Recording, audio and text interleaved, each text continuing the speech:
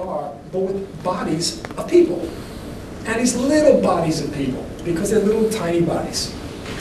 So they'll be running around with their little feet, but their feet are longer now, and their legs are longer now. But they have these weird heads, like something from outer space, or something. And they communicate themselves, they don't, whatever sounds they make, they must make some kind of sound or something.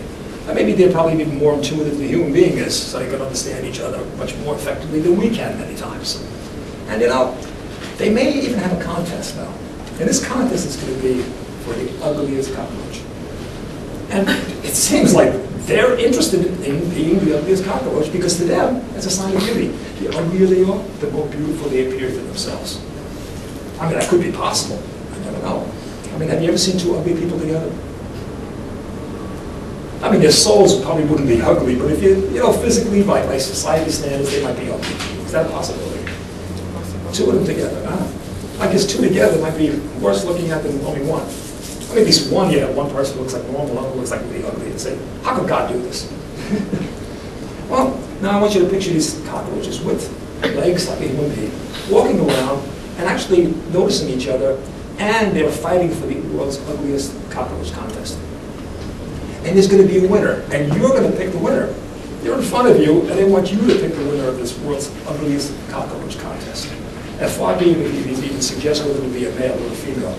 I mean, there's some ugly women cockroaches. And they're ugly. I don't know, are they androgynous? I mean, they're both sexes, or are they separate? Are they both sexes? Yeah. Oh, okay. Well, you see, they don't even need a partner. They can have their fun with themselves. It's called self-love.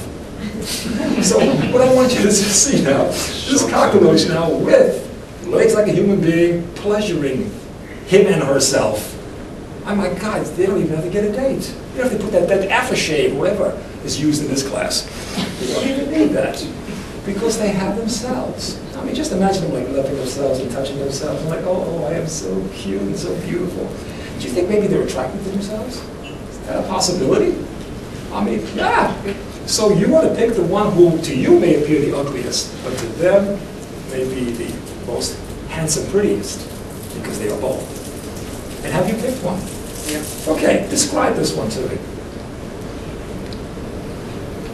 He's too ugly. Yeah, well, you see, ugly to you, but you know, he's pleasing, and she's pleasing herself. I mean, wouldn't it be wonderful if we had that opportunity? We could be male or female at the same time. It's like, ooh, I love you, you love me.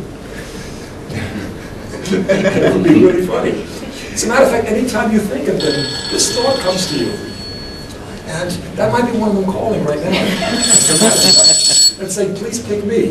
You know what I'm saying? I mean, imagine one with that phone. As a matter of fact, each time you think of them, you think of them with this phone and calling up you and say, listen, please pick me, please pick me, please pick me.